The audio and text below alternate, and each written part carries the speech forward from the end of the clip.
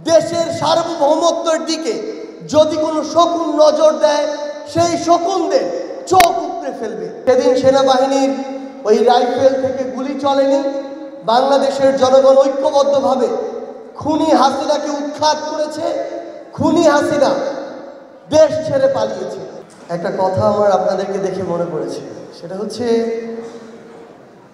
5 August যেটা রাত, অর্থাৎ 4 আগস্ট শেষ হয়েছে রাত সম্ভবত 2টা-3টার দিকে আমি ফেসবুকে একটা পোস্ট দিয়েছিলাম।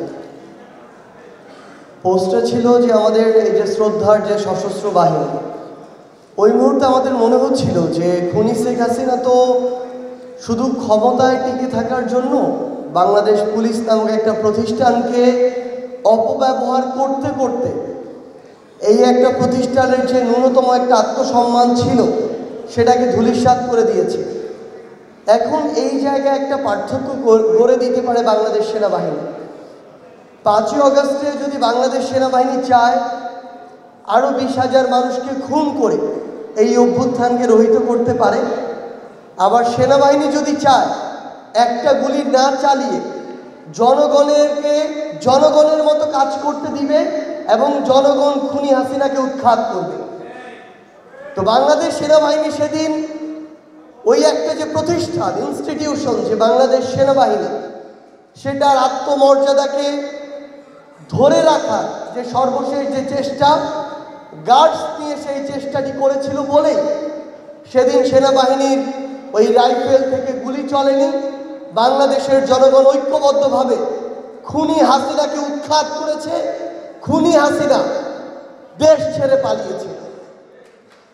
তো আজকে যখন আমরা এই একটি প্রোগ্রামে আসার পূর্বে আমরা ভাবছিলাম যে আমরা আমাদের সেই যোদ্ধাদের সাথে আবারও আজকে একত্রিত হতে যাচ্ছি, যেই যোদ্ধারা শুধু বাংলাদেশের ভোটার নয়, বরং যাদের সেই ট্রেনিংটি রয়েছে, যখন প্রয়োজন হবে তারা রাজপথে আমাদের সাথে কাঁধে কাঁধ মিলিয়ে সামনের সারিতে থেকে লড়াই করবে।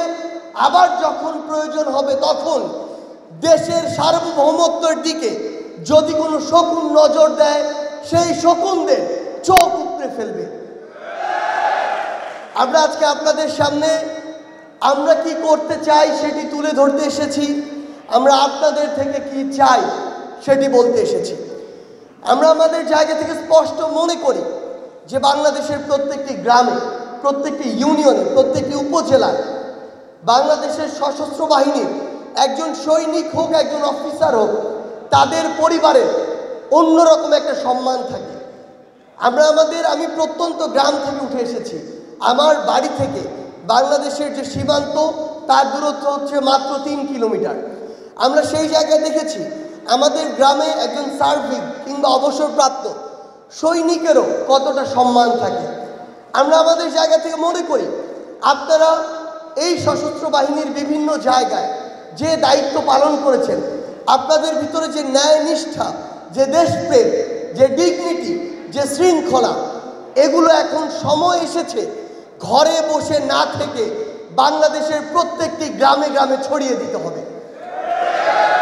আপনারা যখন আপনাদের এই অবসরের পরে ঘরে চলে যান, পরিবারের সাথে সময় কাটান, তখন সবচেয়ে বড় যে সমস্যাটি হয় যে আপনাদের যে তুলনামূলক অযোগ্য মানুষগুলো অর্থকে সামনে রেখে, ক্ষমতার অপব্যবহারকে সামনে রেখে, চাঁদাবাজিকে সামনে রেখে, দখলদারিত্বকে সামনে রেখে ওই এলাকাগুলোতে রাজনীতি করে এবং আপনাদেরকে বছরের পর বছর, দিনের পর দিন তাদের নেতৃত্ব মেনে এই ভোগান্তিগুলোর মধ্য দিয়ে যেতে হয়।